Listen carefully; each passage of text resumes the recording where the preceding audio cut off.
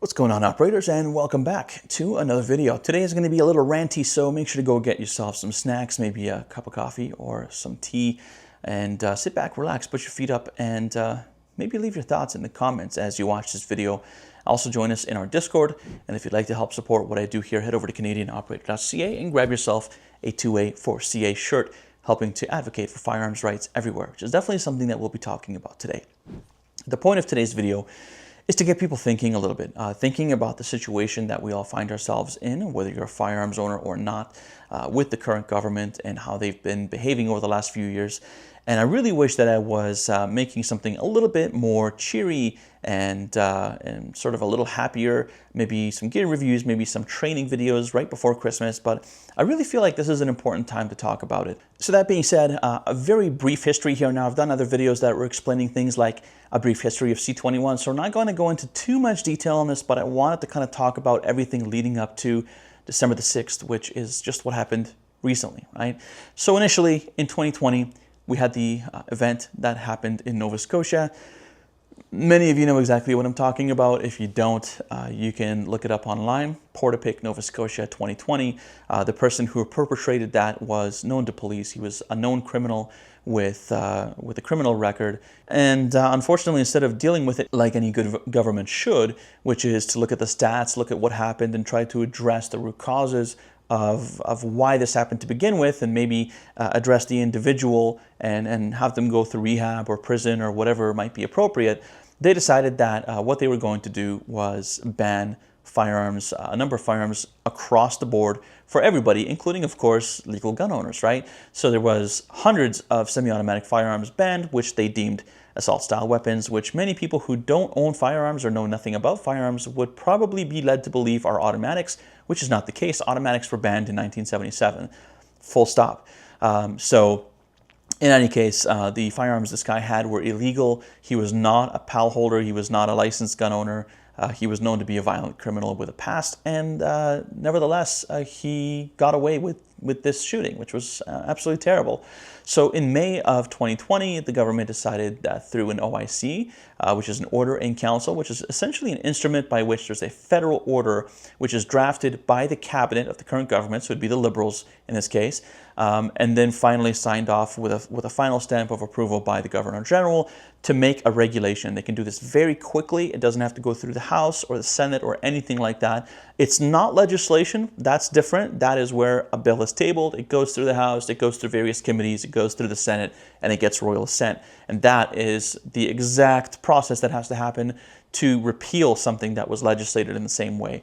This was an OIC, right? So it was just order in council saying these firearms are now banned. And I'm sure you can look that up, look up the press conferences and stuff like that of Trudeau talking about this stuff when it happened.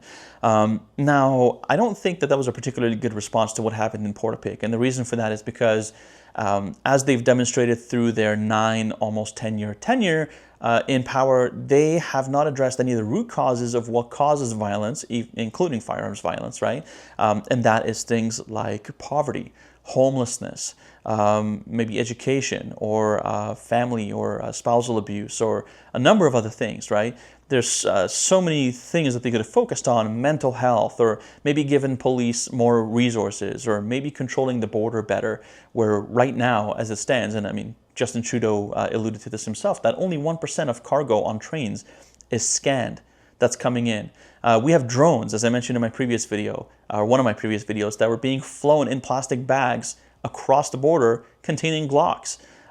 It's nuts, right? So to see this happen, of course, a horrible event that nobody ever wants to see happen, and to say, well, we're going to ban all these semi-automatic firearms, which is affecting millions of legal gun owners, by the way, but doing absolutely nothing to have prevented anything that happened already, because the past is the past, nor is it going to prevent anything from happening in the future, because the people at the border, the CBSA, are ill-equipped to handle the influx of illegal firearms coming across the border.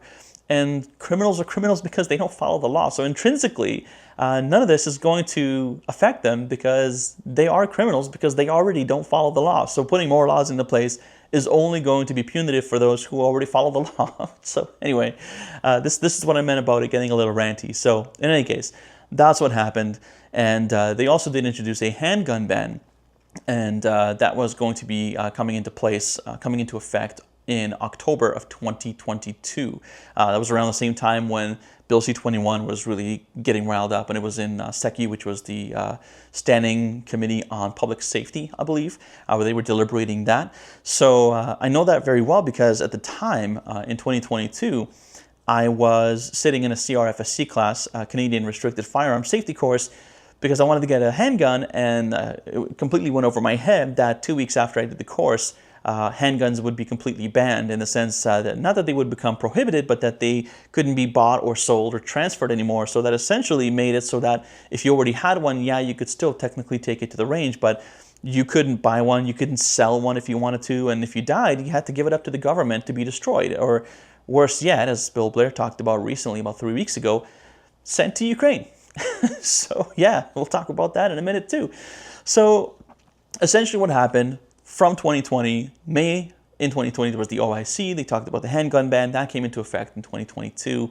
And that was around the time when, I guess November, I think it was around November 2022, where C-21 was sort of right towards the end of being examined by SECU, the Standing Committee on Public Safety. So they had all sorts of professionals come in talking about the effect of C-21, whether for or against. There were people who were industry partners and shops, and they had Rod Giltaca from the CCFR. They had the Association of Chiefs of Police and all sorts of people deliberating and talking about the efficacy of C-21. And essentially what happened was, right at the very end, once they heard all of the people talking, once they got all that out of the way, once they had a really good idea of what they thought about C-21 and how they were going to progress with that, they decided to introduce amendments, G4 and G46. G4, in short, was essentially a evergreening clause to say, well, if there's any firearm that is center fire, like shoots center fire cartridges in a semi-automatic fashion, it has a detachable box magazine that was designed for 6 or more rounds, then if it was designed and manufactured after C-21 became law, which was actually became law around this time last year, then those would just be automatically prohibited. But because that evergreening clause didn't catch everything, they also introduced G46, which was another amendment to C-21, which was essentially a laundry list of firearms that were just going to be banned by name.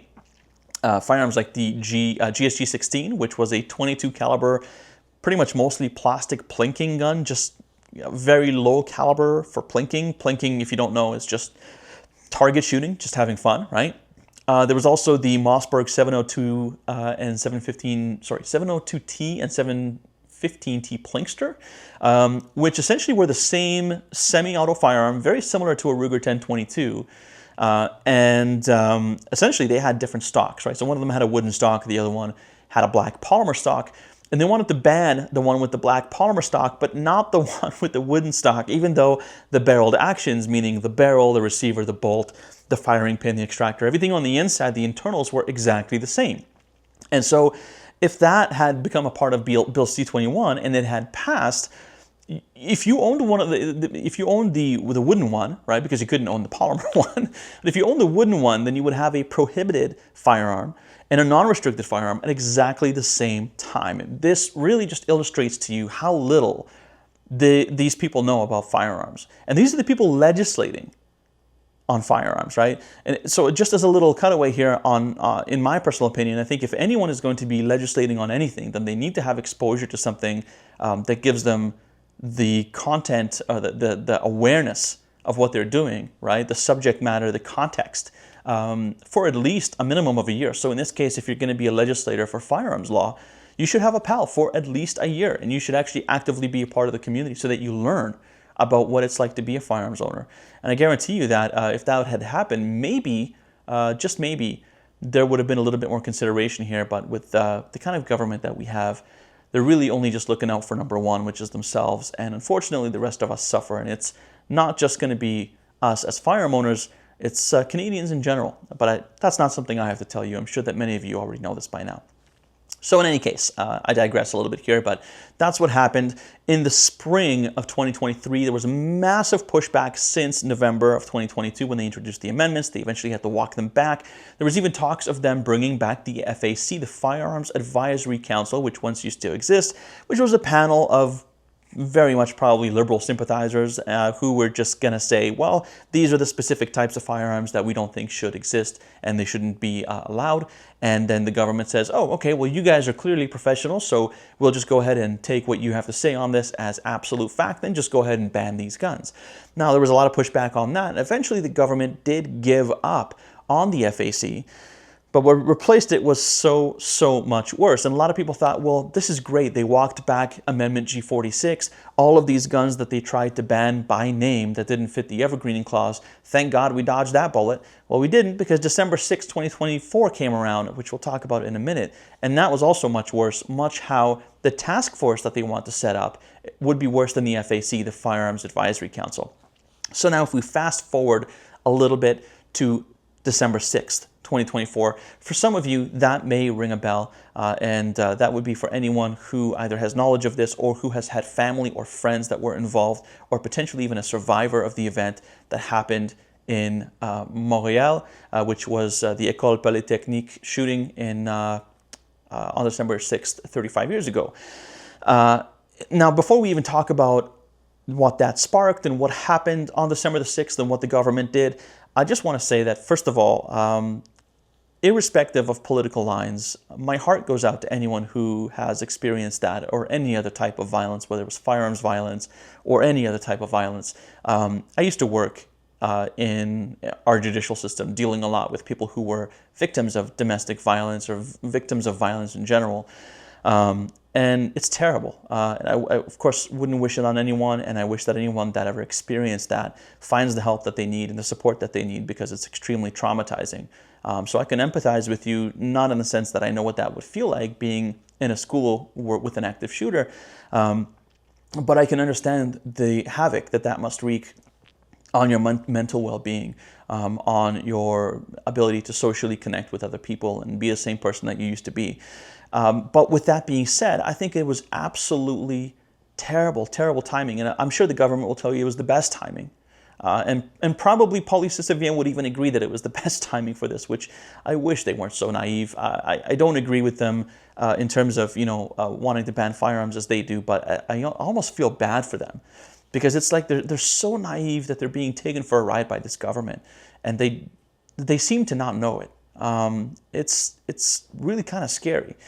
But in any case, I felt like it was just extremely cold and callous, but very calculated, that the government would do what they did, which is introduce another OIC to ban even more firearms, very similar to the list that they had in the amendment. So they failed in the amendment in 22, as C-21 became law in 23, and then decided, well, we're going to put together this OIC. Thankfully, it's not legislated, but in any case, before we talk about the efficacy of that, I just wanted to say that it was just cold and calculated and callous by the government on the 35th anniversary of a horrific, tragic event that caused the deaths of many people and many more people being injured, and many more people than that being friends and family of those people having to bear the emotional scars of that up to today. It was a terrible time to introduce new firearms regulations, because for one, it's not going to change anything that happened. For two, it's not going to prevent anything like that from happening. We've discussed this already, right? Criminals are criminals because they don't follow laws. So putting in new laws is going to do nothing. What they should have done from the very beginning is try to understand what causes these issues. And we've had very few of these types of events in Canada. That doesn't understate the importance of them and how much effect that they've had on Canadians. But compared to the US, for example, right, we have a much lower occurrence of these types of events. But that doesn't mean that they're any less important when they happen. It's just that we need to learn how to prevent these from happening in the future. And I just don't think that firearm regulation is one of those things, right? Like we said, criminals don't follow the law. So what could the government have done instead? Well, they could have focused a lot more of their effort and a lot more of the tax money that they've collected from people over the years during their tenure since 2015 on things like preventative medicine, in terms of dealing with mental health supports, maybe addressing homelessness, addressing poverty, addressing issues in the home like family violence and things like that, providing community programs for people, educating people. There's so many more things. Arming the CBSA and our federal and local police services with more resources so that they can do their jobs. I've mentioned in a previous video of mine, we've had drones flying in plastic bags filled with Glocks over the border. Justin Trudeau himself admitted that only 1% of cargo on trains is scanned coming across the border from the US to Canada. There's so many other places that their efforts could have been placed, but they chose instead on the anniversary of a tragic and horrific event to slap those people in the face and just say, well, we're just going to introduce more gun regulations. And, you know, we could have argued this in 2020 that there was no clear sign that any of this was, viable, right? But there wouldn't have been enough data to support it. But now, in 2024, after the OIC in 2020, after the gun ban, the handgun ban came into place on October 2022, after C-21 became law last year.